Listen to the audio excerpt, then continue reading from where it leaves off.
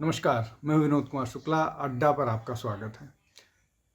आज बात करते हैं कर्नाटक में जो नया बजट आया है उसमें किस तरह से मुसलमानों को अपीजमेंट के लिए कर्नाटक की सीतारमैया सरकार ने पैसे लुटा दिए हैं।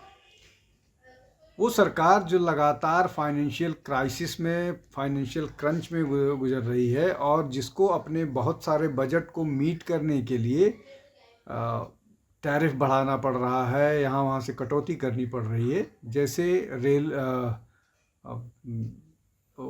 पावर टैरिफ में 4 बार बढ़ोतरी, 3-4 बार बढ़ोतरी हो गई है। ट्रांसपोर्ट में बस के भाड़े में बढ़ोतरी की गई है। SC ST से जो रिलेटेड बजट है उसको मुस्लिम अपीज़मेंट मतलब मुस्लिम वेलफेयर बजट में भेजा गया है। ये बहुत सारी ऐसी चीज़ें हैं जो लगातार कर्नाटक की सरकार कर रही है और इसको लेकर के विरोध भी हो रहा है। लेकिन कर्नाटक सरकार को इस पर कोई फ़र्क नहीं पड़ता है। ये जो बजट आया है और इसके पहले जो कर्नाटक सरकार ने किया है या चुनाव के दौरान जो था वो लगभग इसी तरह की बात कर्नाटक सरकार करती थी, जो ये बोलती थी कि वो 4% मुसलमानों को आरक्षण देगी, वो बजरंग दल को प्रतिबंधित करने की मांग करती थी। इसके अलावा जो हिंदू चिन्ह थे सड़क पर, जो लाइट्स के लिए लगाए गए थे, उनको रिमूव करवा देती है। अभी जो पुलिस थाने में जिन लोगों ने राइट्स किया था उन लोगों के खिलाफ केस वापस लेती है। तो ये ट्रैक रिकॉर्ड रहा है कांग्रेस की सरकार का। अब जो अभी जो बजट में आया है उसमें कुछ मोटा मोटी जो बड़ी चीज़ें हैं, प्रमुख चीज़ें हैं, उनको बताते हैं, फिर उसके बाद समझने की कोशिश करते हैं कि कर्नाटक की सरकार की मंशा क्या है, ये किस तरह क्यों करती रही। जैसे जो नया बजट है उसमें मुसलमानों को ठेकों में आरक्षण दिया जाएगा। जो भी सरकारी काम के ठेके होंगे उनमें आरक्षण मिलेगा। 50,000 रुपये शादी के लिए मुस्लिम बच्चों को दिया जाएगा। 150 करोड़ जो है वो वक्फ के इंफ्रास्ट्रक्चर डेवलपमेंट में खर्च होगा, जबकि वक्फ का ये दावा है कि वो उनके पास लाखों करोड़ की संपत्ति है और लगभग 9 लाख एकड़ की ज़मीन उनके पास है। उसके बाद भी उनको डेवलपमेंट के लिए सरकार से पैसे चाहिए। उसके अलावा 50 लाख रुपए कल्चरल प्रोग्राम के लिए न्यू IIT कॉलेज जो है वो मुस्लिम डोमिनेटेड एरिया में खोला जाएगा। 50% fee concession for Muslim student under KEE, 50% की छूट मिल जाएगी। और एक आवासीय PU कॉलेज मुस्लिम महिलाओं के लिए उल्लान शहर में।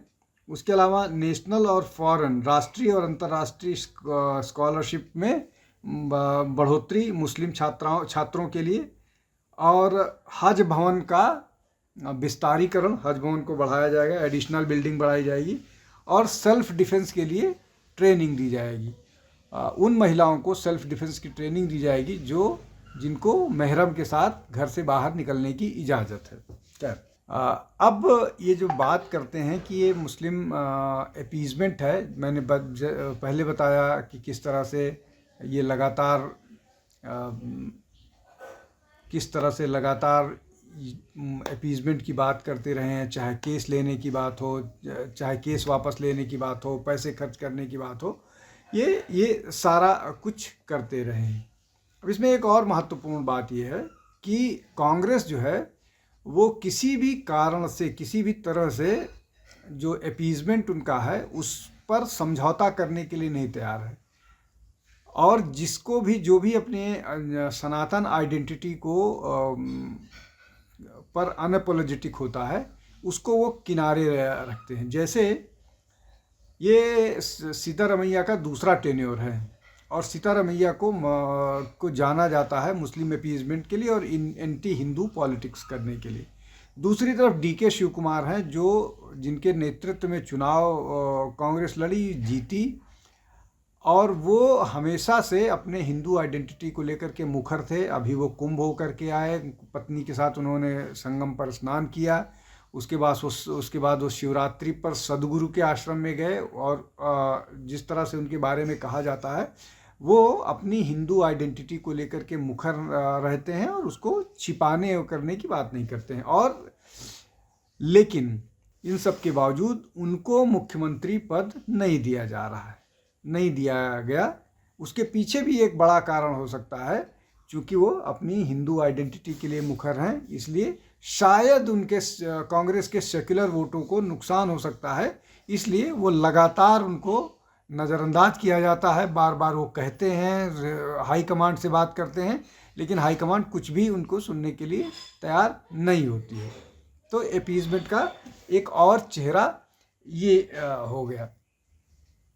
अब इसके अलावा जो और फैक्टर्स हैं जो जिनको समझने की बात है कि क्यों ऐसा करती है कांग्रेस, वो अपनी राष्ट्रीय राजनीति में भी इसके माध्यम से जो है अपने आप को रिलेवेंट बना के रखने के लिए, इसलिए कि जितनी भी रीजनल पार्टी हैं, चाहे समाजवादी पार्टी हो, तृणमूल कांग्रेस हो, या बाकी और राजनीतिक आरजेडी हो, और उसके अलावा झारखंड मुक्ति मोर्चा हो, ये सब जो है मुस्लिम वोटों के लिए काम करती हैं। तो उसमें अगर ये अपने मुस्लिम आइडेंटिटी को छोड़ देंगे तो इनसे इनका जो बचा खुचा वोट बैंक है वो खिसक जाएगा। अभी इसीलिए ये जो बजट आया है कर्नाटक वाला, उसमें उर्दू स्कूल के लिए भी 100 करोड़ देने की बात है, 6,000 रुपये महीना इमाम को देने की बात है। ये सब कुछ जो है 2025 के बजट में है। तेलंगाना चुनाव के बाद से एक मैसेज ये जाना शुरू हो गया था कि राष्ट्रीय राजनीति में कांग्रेस ही मुसलमानों का भला कर सकती है और मुसलमानों के इश्यूज़ को उठा सकती है, और इसीलिए कर्नाटक इस चुनाव में उसका प्रभाव दिखा था, और थोड़ा प्रभाव उसका तेलंगाना में और थोड़ा प्रभाव उसका कर्नाटक में दिखा था। और ऐसा लग रहा था, या ऐसा मुस्लिम मतदाताओं को लगने लगा था कि ऐसा होगा तो मुस्लिम जो राष्ट्रीय राजनीति में उसमें मुसलमानों की बात करेंगे।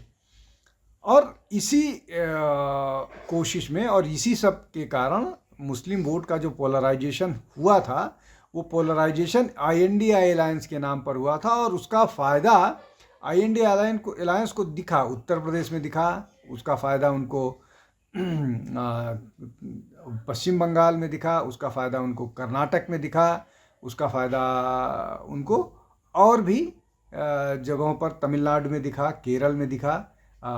तो ये सारा फ़ायदा दिखा, लेकिन इन सब के फ़ायदे के बावजूद 2024 के लोकसभा चुनाव के बाद से दूसरी तरफ भी बदलाव आया, और वो उसका फ़ायदा ये हुआ कि हिंदुत्व के नाम पर वोट पोलराइज हो रहे हैं। वो फिर कभी किसी दिन बात करेंगे, लेकिन आज बात करते हैं जो मुस्लिम वोटर्स की बात करते हैं। अब ये जो पोलराइजेशन है, मुसलमानों का जो एकमुश्त वोट पड़ रहा है, उसको वो हर चुनाव में ले जाने की कोशिश कर रहे हैं। उसके पीछे जो मंशा ये है कि ये जो एकमुश्त मुस्लिम वोट पड़ता है, जो अगर पूरे देश के स्तर पर देखें तो लगभग 14% के आसपास है, लेकिन बहुत सारे प्रदेशों में ये 30% तक पहुंच गया है। अब आसाम में तो ये लगभग 35-40% के 35% के आसपास है, 30%, 27% ऑफिशियली पश्चिम बंगाल में है, 18-19% यूपी में है, और ऐसी स्थिति है। तो ये जो इतना कंसोलिडेशन है, इस कंसोलिडेशन को फ़ायदा उठाने के लिए ये मुस्लिम अपीजमेंट की बात करते रहते हैं। अब इसमें बहुत सारे जगहों पर सिर्फ इतने वोट से काम नहीं चलेगा, इसीलिए ये कास्ट इन्यूमरेशन जैसे मसले को उठाते हैं, चाहे वो उत्तर प्रदेश में हो, चाहे वो झारखंड में हो, चाहे वो बिहार में हो। ये जातीय जनगणना की बात करते हैं, जिससे जो हिंदू वोटर है वो जाति के नाम पर टूटे और मुसलमान कंसोलिडेट वोट रहे और इनको वोट करे। इसी का कारण ये है कि जो उस स्कीम ऑफ थिंग्स में फिट नहीं बैठता है कर्नाटक का जो जातीय जनगणना हुई है, इसीलिए उस पर चुप्पी साध के रखे हैं। खैर, तो ये पूरी की पूरी मुहिम है, लगातार मुस्लिम अपीजमेंट करके वो मुस्लिम वोटर्स को कंसोलिडेटेड रखना चाह रहे हैं और बाकी कंफ्यूजन करके दूसरे जगहों का हिंदू वोटर्स को तोड़ करके जीतने की रणनीति पर लगातार काम कर रहे हैं। और ये जो कर्नाटक में हुआ है, कर्नाटक में जो कांग्रेस की जीत हुई है वो इसी रणनीति के आधार पर जीत हुई है।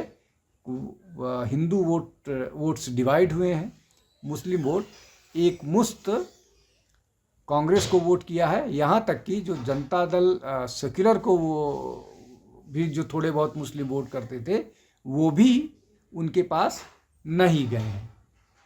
तो ये एक बाकायदा रणनीति का हिस्सा है जिस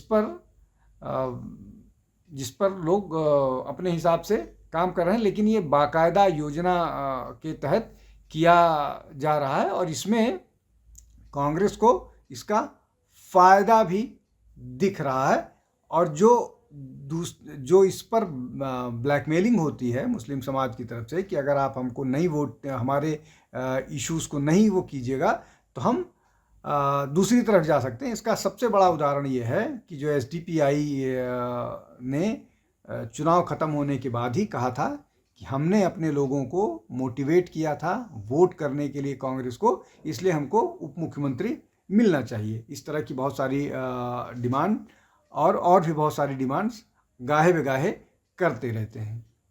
आज के लिए बस इतना ही। आप हमारे चैनल के साथ जुड़ते रहिए, हमारे चैनल को शेयर कीजिए, लाइक कीजिए, सब्सक्राइब कीजिए, जिससे हम ज़्यादा से ज़्यादा लोगों तक पहुँचें। बहुत बहुत धन्यवाद। नमस्कार।